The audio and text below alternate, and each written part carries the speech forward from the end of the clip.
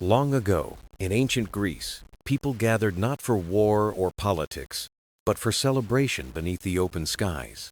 They came together under the watchful gaze of Zeus, the mighty king of the gods. These gatherings were not simple rituals. They were moments of joy, unity, and reverence shared among all. Travelers walked from valleys and coastal towns, carrying songs, offerings, and stories in their hearts. At the center of every celebration stood Zeus, the ruler of thunder and the guardian of justice. To the Greeks, he was more than power and lightning. He was the keeper of harmony and hospitality.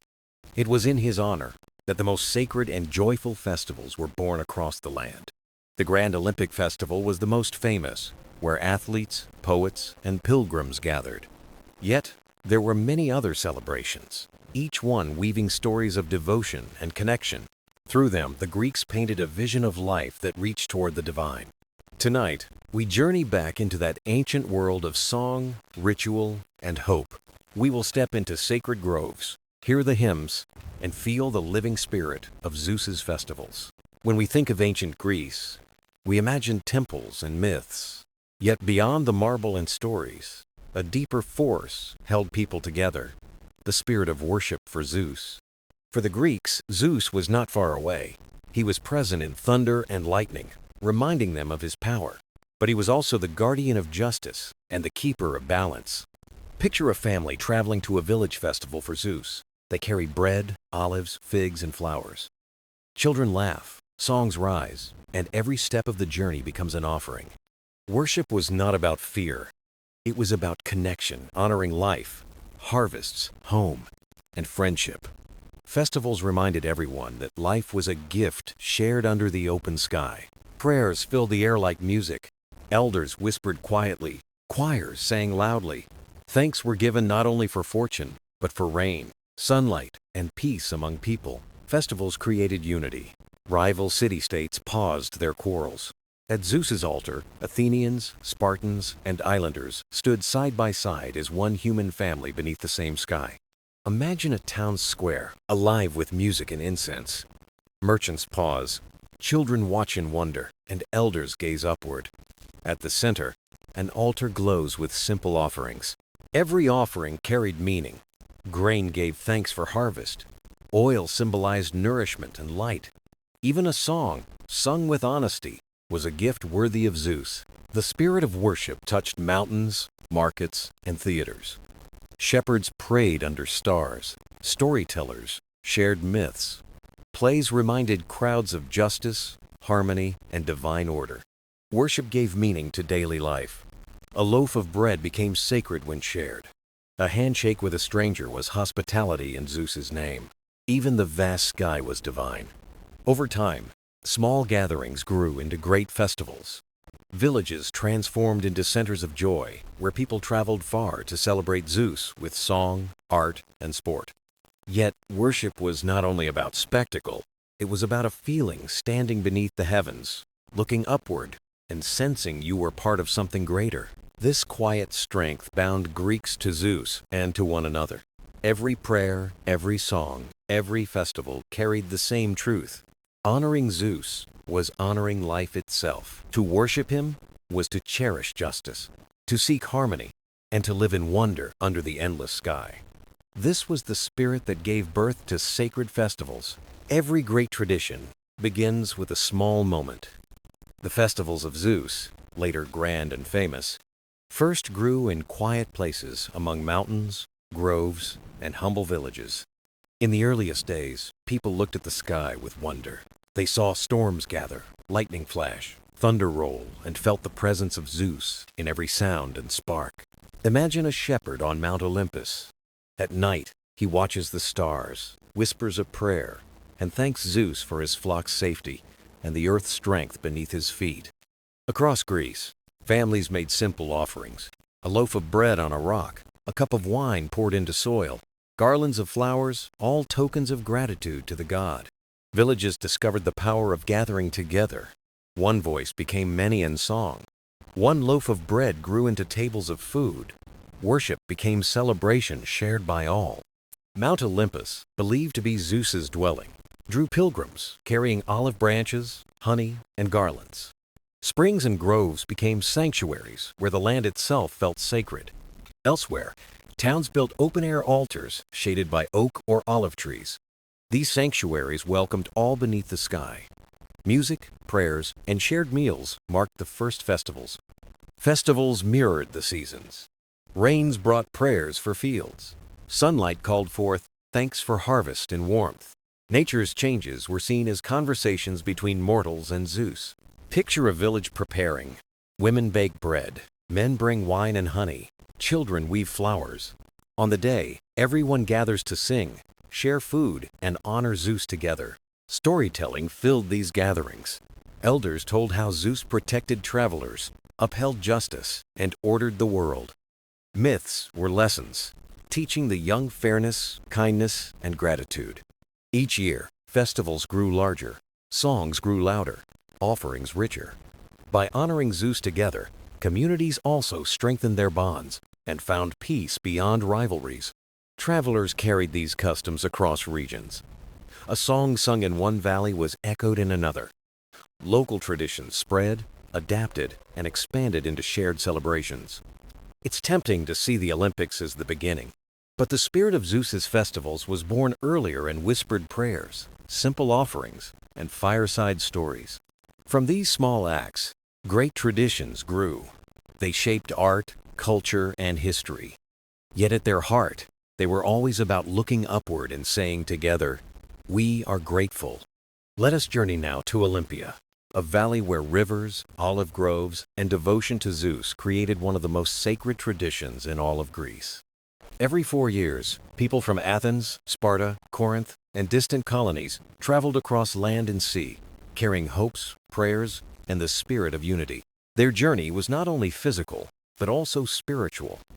To reach Olympia was to step closer to Zeus himself, the king of the gods and the heart of Greek belief. The roads filled with travelers, merchants, priests, and athletes. Olympia came alive with voices, music, and footsteps, a living heartbeat of the Greek world.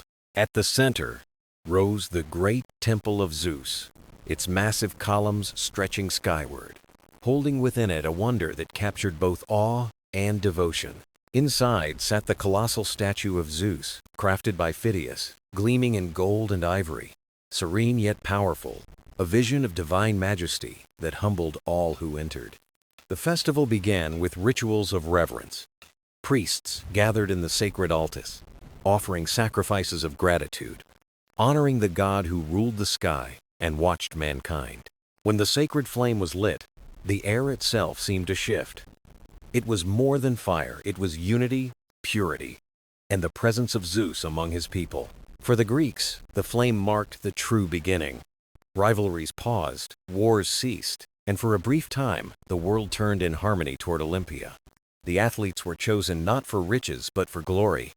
They trained for years, seeking the olive wreath, a crown humble yet eternal in its honor. The crowds cheered as runners thundered down the dusty track, their strides echoing like drums, their bodies alive with determination and hope. In wrestling, discus, and chariot races, strength and skill became offerings to Zeus, each contest proof of human potential under divine watch. But Olympia was more than competition.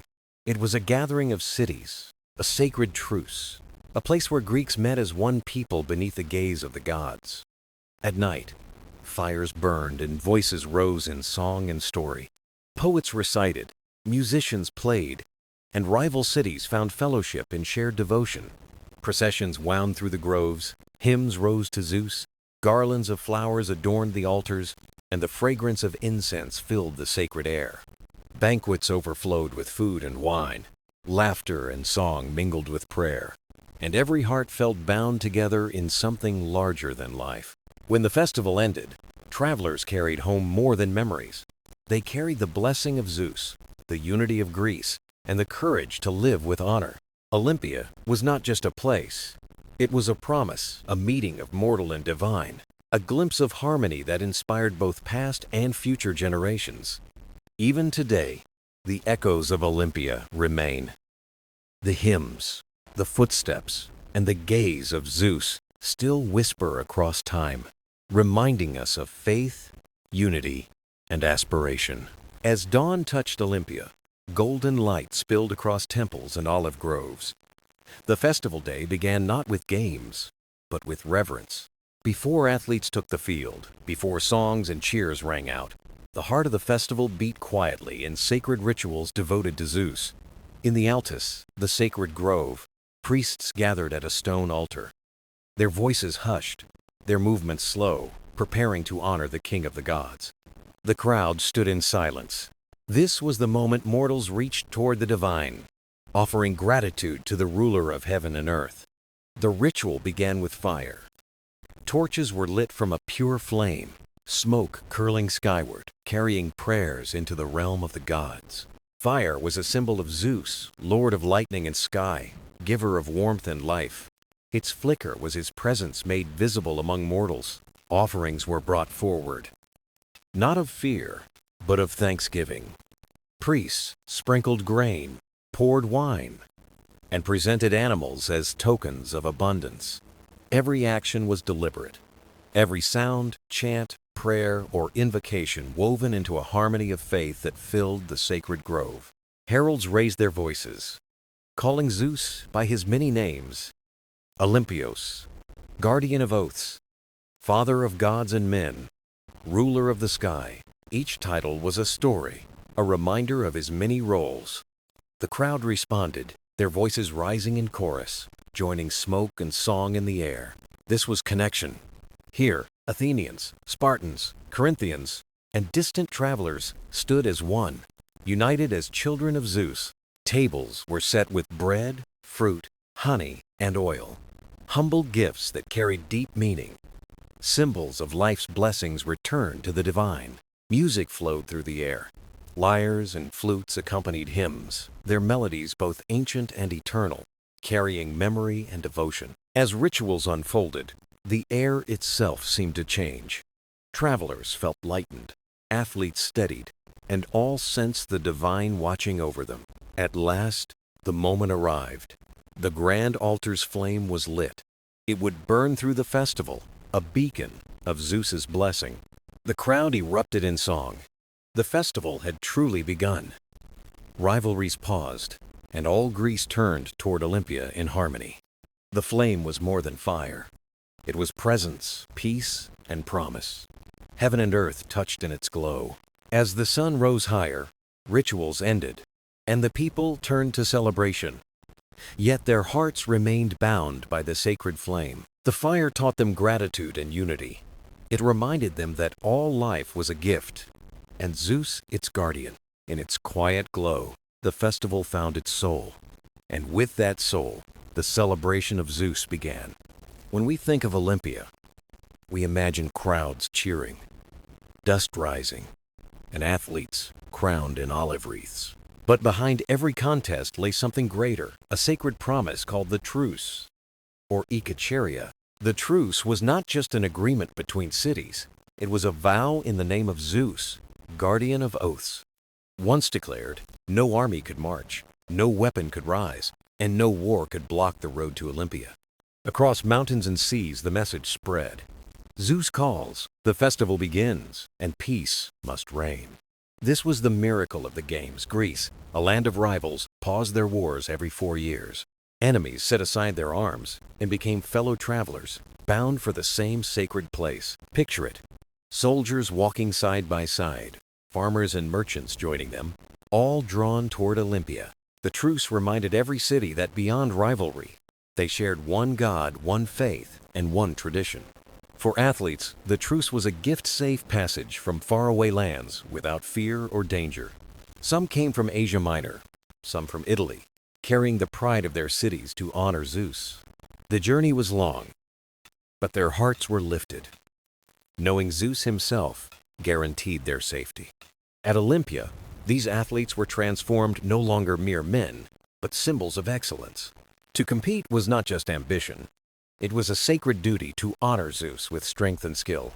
They trained with discipline, lived simply, and prepared for the chance to stand on sacred ground. The prize was not gold or wealth, but a wreath of wild olive cut from Zeus's sacred tree. That humble crown carried more glory than jewels, for it was blessed by the king of the gods. Before the games began, athletes swore an oath at Zeus's altar, binding their honor to fairness. With hands upon sacrifice, they promised to respect the rules and give their best in his name. To break that oath was not only to cheat men, but to offend Zeus himself. This oath reminded all that the games were not sport alone, they were an offering to the divine. Every stride, throw, and contest became a gift of devotion to Zeus on his sacred ground. And so, the stadium roared, dust rose, and victories were celebrated under the eye of the gods. Even defeat was noble, for all had honored Zeus by giving their strength in the spirit of the truce. When the games ended, the memory of peace lingered, a rare harmony in a land of rival cities.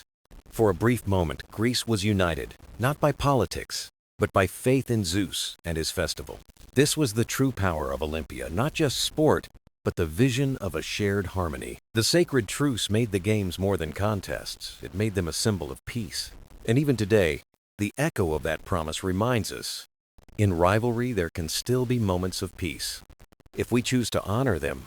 When people gathered at Olympia, the games were only part of the story. The heart of the celebration lived in rituals that honored Zeus above all. From the first day, processions filled the sacred grove of Olympia. Crowds of athletes, priests, and pilgrims moved together beneath the sunday. Their steps echoed through the Olympus, the holy ground of Zeus. At its center stood the great temple, crowned with carved stories of heroes.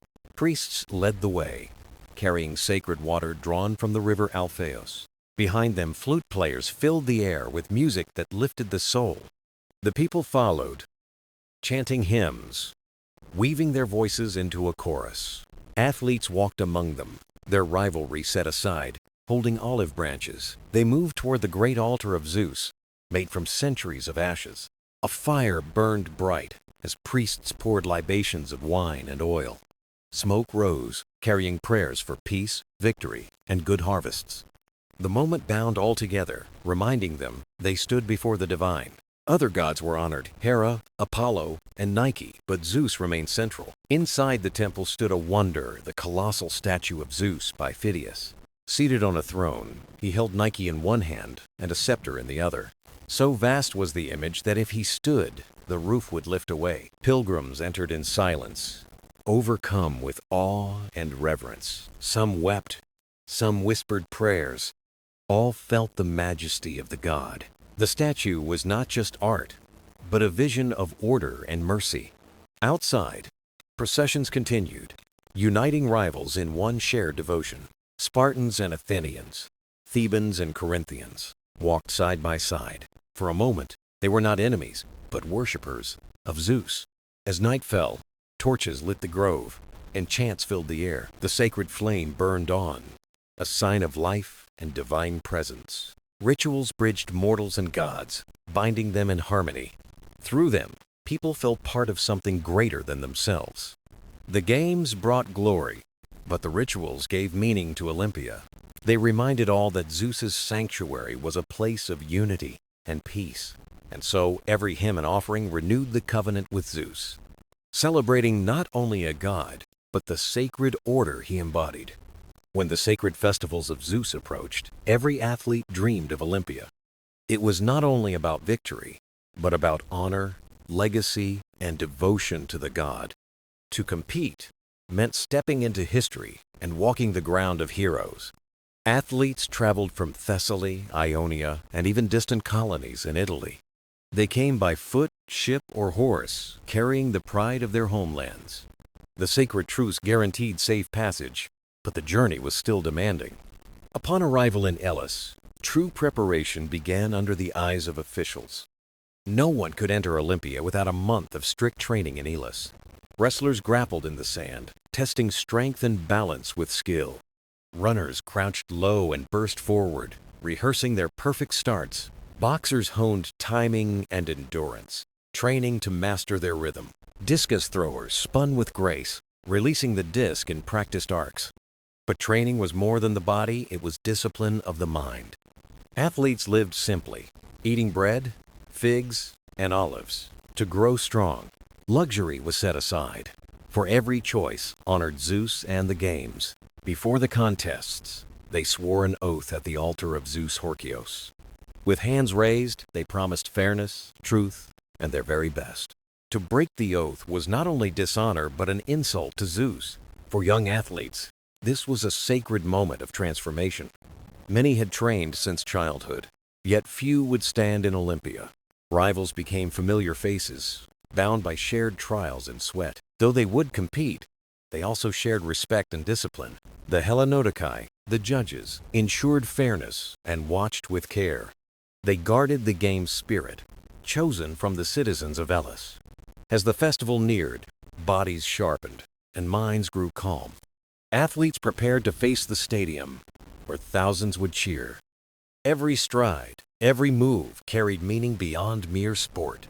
The night before, many prayed, some for victory, others for courage. They knew not all would win, but all could honor Zeus with effort. The journey and training were as sacred as the games themselves. Olympia was not only a stage of glory, but a sanctuary of faith.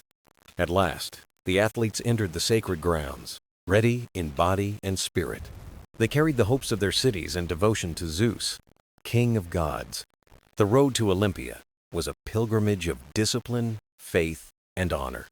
Imagine a cool evening in ancient Greece, when the sun dipped behind the mountains and the first stars appeared in the velvet sky. In the distance, a flicker of light grew brighter, torches carried by hundreds of hands, weaving through the darkness like rivers of fire. This was the sacred torchlight procession, a ceremony dedicated to Zeus and the gods of Olympus. More than a march, it was a symbol of unity and devotion. The procession began in the heart of the city, near the temple or altar of Zeus, with people of all ages carrying torches lit from a central sacred flame. The sacred flame was carefully preserved and blessed by the gods, seen as a bridge between mortals and the divine, connecting heaven and earth through fire. As the crowd moved through the streets, footsteps mingled with hymns. Children stared at the flames, while elders walked with quiet dignity and memory. The path wound past shrines, fountains, and sacred groves, so every turn became part of a spiritual journey, lit by the glow of divine fire. The torches illuminated statues of gods and heroes, reminding all who walked of their shared myths and history, uniting the past with the present. To the Greeks, fire was a divine gift, a force that warmed, cooked, and protected. Carrying a torch was carrying a spark of the eternal. For many, the flame reminded them of Zeus's eternal fire, a symbol of cosmic order, binding the community to the Father of gods and men. These processions erased divisions. Rich and poor, young and old, walked together as the flickering light wove them into one glowing river of faith. Some processions ended at the altar, where torches lit a sacred fire for offerings. Others ended in feasts or games beneath the glow of the flame. Travelers marveled at the sight of hundreds of flames moving as one. For Greeks, it was proof that light could always be shared, even in darkness. The ritual carried another meaning too. Each person, like the flame, bore a spark of the divine, lifting their spirit higher as they raised the torch. Parents told children of nights when the city glowed like dawn, and elders spoke of peace carried in the light of the procession. The memory endured across generations, turning a ritual into heritage, a bond that no time could extinguish.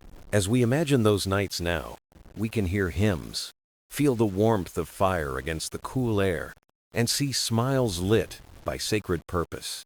The torchlight procession was a promise that light, hope, and unity would endure, as long as the flame was carried forward. Thus, through fire and faith, the sacred festivals of Zeus lived not only in temples, but in the glowing steps of a people moving together into the night. Close your eyes and listen. Can you hear it? Voices rising together, carrying words that once filled ancient sanctuaries with hymns to Zeus. In Greece, music was not luxury but a bridge between mortals and gods. At festivals, songs and chants lifted human devotion into the heavens. These hymns were more than music. They were prayers made audible, uniting worshippers in a single act of reverence for Zeus. Generations of poets and musicians composed verses praising Zeus as ruler, protector of justice, and giver of life. When sung, these words were not about Zeus, but to him, carried directly through the power of united voices. The paean was among the most famous hymns. Sung with lyres and drums, it echoed across courtyards and temple steps. Imagine Olympia on a summer morning. A chorus steps forward, their voices rising in unison before the altar of Zeus. The hymn names Zeus as Cloud Gatherer, Father of Gods, and Guardian of Oaths, each epithet honoring his cosmic role. As the hymn rose, people bowed or lifted arms, their silence becoming part of the collective worship. Hymns were not confined to temples. They were sung in processions, their melodies moving with the steps of the crowd. Children learned them from elders, carrying devotion forward, ensuring tradition stretched from past to future. Music itself carried power. The Greeks believed sound could calm, inspire, or even heal the soul. When sung for Zeus, music aligned the human spirit with cosmic harmony, echoing the order of the universe. At festivals, competitions celebrated poetry and song. Winning was not skill alone, but devotion and beauty and truth. Through hymns, mortals expressed gratitude, hope, and reverence, their words given wings by melody. Sacred hymns reminded all that devotion was not only in offerings but also in voices lifted together. Today, though we may not sing paeans in temples, the spirit of those hymns still speaks of reaching higher. Music has always lifted hearts closer to the divine, giving shape to awe, gratitude, and longing. The voices of ancient singers echo still, reminding us that song was the heartbeat of Zeus's festivals. Music was not background. It was devotion alive, a prayer set free on the wings of melody. The sun rises over Olympia, and the air shimmers with excitement. Crowds gather from near and far, not for war or politics, but for the sacred games of Zeus. The Olympic Games were more than contests. They were acts of worship. Every athlete knew their strength was not only for glory, but for honoring the King of Gods. The Games began with sacred rituals at the altar of Zeus. Athletes, judges, and spectators offered prayers for fairness, courage, and honor. With blessings given, the contests began, filling Olympia with anticipation. The stadium roared as runners took their places at the starting line. At the signal, they surged forward, feet pounding, every stride an offering to Zeus. There were also contests of wrestling, boxing, and the pancration. Each event tested skill, discipline, and courage, qualities Zeus himself admired. But the games were not only about strength of the body. Music and poetry were performed, celebrating the harmony of body and mind. To sing a hymn or recite a poem in Zeus's honor was sacred too. Victors received no gold, but a wreath of wild olive. That simple crown, from Zeus's sacred tree, carried immense honor. It was proof that an athlete's effort had pleased the god. The crown meant immortality, celebrated by poets and sculptors for generations. The games also united the cities of Greece in peace. During the sacred truce, enemies laid down arms to gather in Olympia. For a time, rivalry was replaced with shared devotion to Zeus. The atmosphere was alive, with noise, color, and reverence. Merchants sold food, families camped, storytellers shared myths, and priests led processions. All of Olympia became a stage for the human and the divine. For athletes, competing was a dream that demanded sacrifice. Training was long, discipline was hard, but the honor was greater still. To take part was to join something beyond the self. Travelers from distant lands marveled at what they saw. They witnessed devotion to Zeus expressed through human excellence. The games were living hymns, sung not in words, but in action. Over centuries they became legends, told and retold. Victors were remembered as symbols of devotion and greatness. The games were proof that Zeus could be honored in many ways. Through prayer, song, and the striving of the human body, we can almost hear the ancient cheers echoing through Olympia's stadium. We can imagine the pounding of feet and the shining olive crown. The games were not about conquest or domination. They were about harmony, strength joined with spirit, Mortals joined with the divine. The Olympic Games remind us that to honor Zeus was to celebrate humanity. Through every race, every contest, and every crown, the god was praised. The sacred festivals of Zeus ended not only with rituals or contests, but with joy. A grand feast brought people together, uniting mortals under the gaze of Zeus. The air was rich with the smell of roasted meats, bread, olives, figs, and honey. Food was more than nourishment. It was an offering transformed into celebration. Hospitality was sacred, and sharing a meal mirrored Zeus's protection of guests. Every plate served was both a gift of the earth and a tribute to the god. Wine flowed, not for excess, but as a symbol of gratitude and blessing. Cups were raised in toast to Zeus, ruler of thunder and keeper of oaths. Laughter rose alongside prayers, blending joy with devotion. Bards recited hymns, praising Zeus and the harmony of the cosmos. Stories of myths, victories, and divine justice echoed through the feast. Songs also celebrated peace, prosperity, and the blessings of family. The feast was itself a ritual, woven of food, music, and faith. Every bite reminded mortals of their bond with the divine. Picture torches glowing above tables spread beneath the stars. Children played nearby, while elders debated wisdom and fate. Women carried platters of figs and bread, their voices full of laughter. In such moments, time itself seemed to pause in reverence. The feast united strangers, rivals, and families into one. Even far away, smaller towns honored Zeus with their own meals. Families shared food with neighbors and welcomed passing travelers. In every guest, a spark of the divine was believed to dwell. Hospitality was sacred duty, a command of Zeus himself. To feed another was both kindness and worship. The sacred feast lived on in memory, warming every home. It proved piety was found not only in temples, but at the table. Centuries later, the truth still lingers. Food and fellowship are holy. To gather in gratitude is to touch the divine. Zeus was honored most deeply when mortals lived in harmony. As the torches faded, the feast closed with a promise. The bond with Zeus would live on in every shared meal. The sacred feast was a hymn of joy and unity. It echoed across time, reminding us of the holiness of community.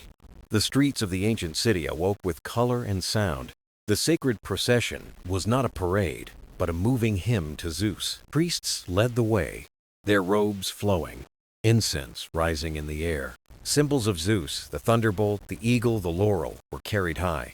Magistrates followed, solemn and proud, showing the unity of the city. Children scattered petals along the path, their laughter a joyful gift. Musicians played flutes, lyres, and drums, weaving prayers into melody. Athletes marched, olive crowns shining, living symbols of devotion. Craftsmen carried offerings they had shaped with care and faith. At the center was the image of Zeus, born with reverence. People bowed as it passed, some whispering prayers, others silent in awe.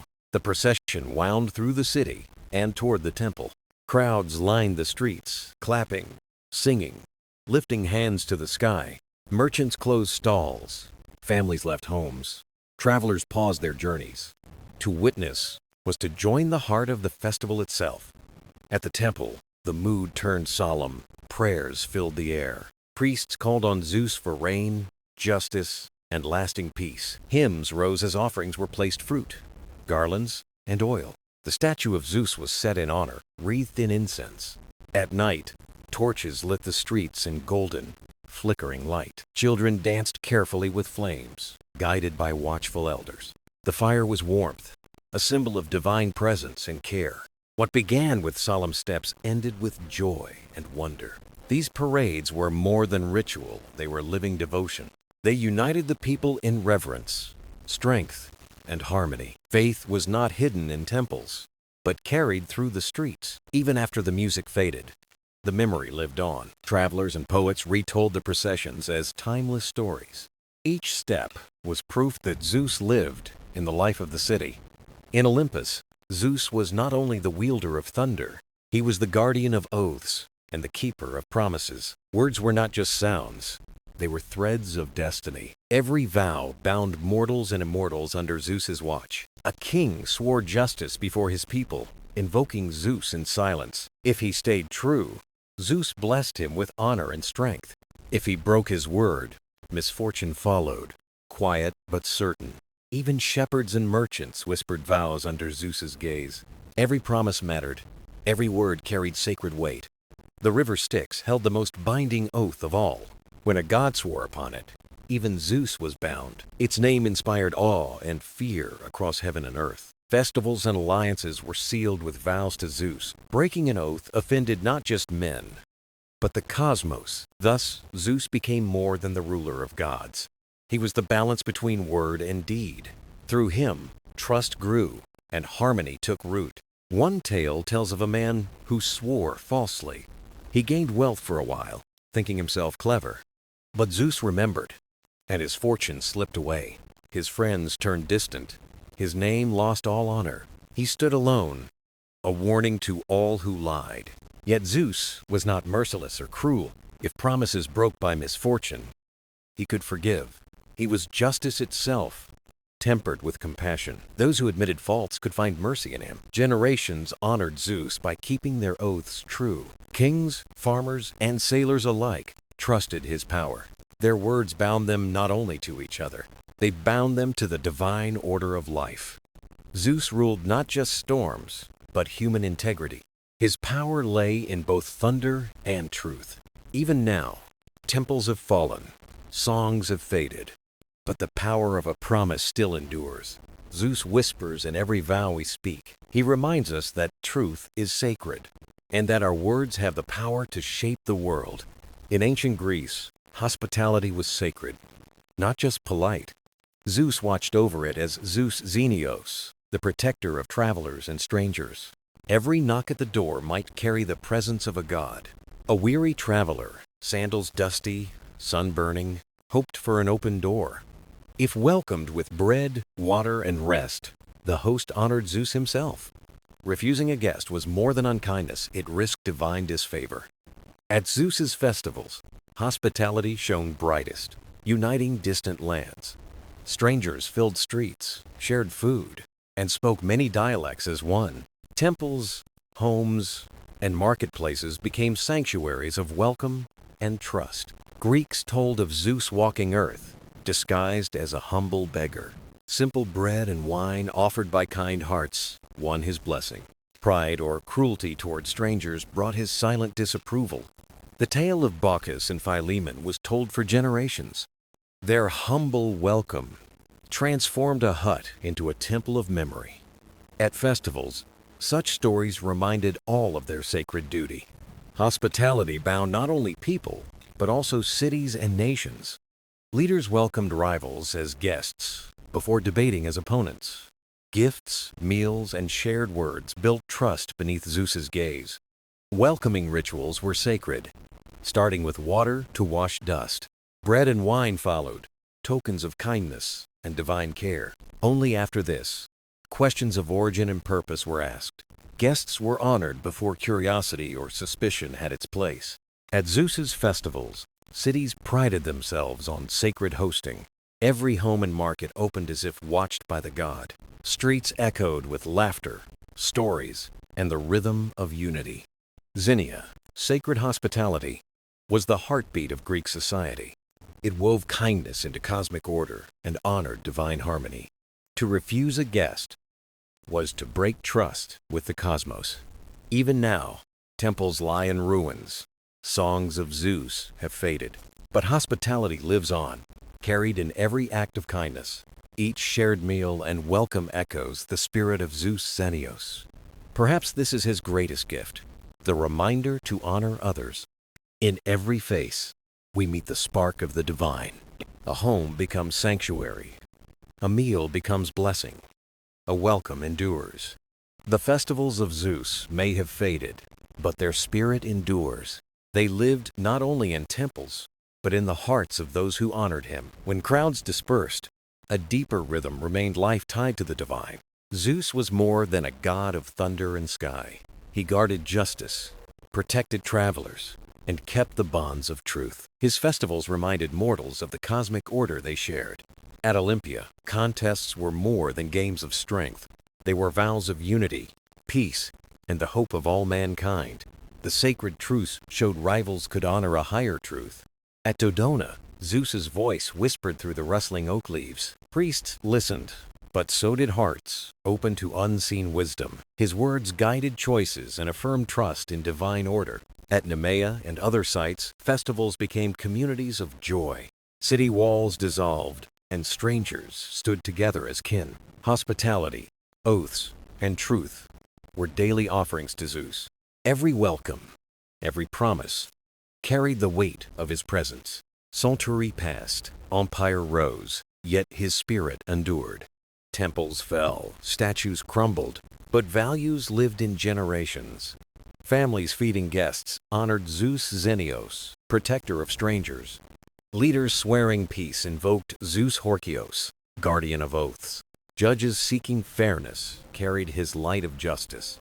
The festivals were never only about spectacle or glory. They were about connection between gods, mortals, and one another. That is why his story still lingers in memory. Though Olympia's games have ceased, unity lives in new gatherings. Though Dodona's oak is silent, we still seek wisdom in nature. Zeus's spirit breathes in every act of kindness today. Every shared meal and every welcome echo his blessing. The Greeks saw divinity in the fabric of the cosmos. Through Zeus, they found justice, harmony, and sacred trust. Looking back at his festivals, we find timeless reminders. To live with honor, compassion, and respect is divine. Zeus was never distant, but near in daily bonds of life, and his truth, like thunder, still echoes across the ages.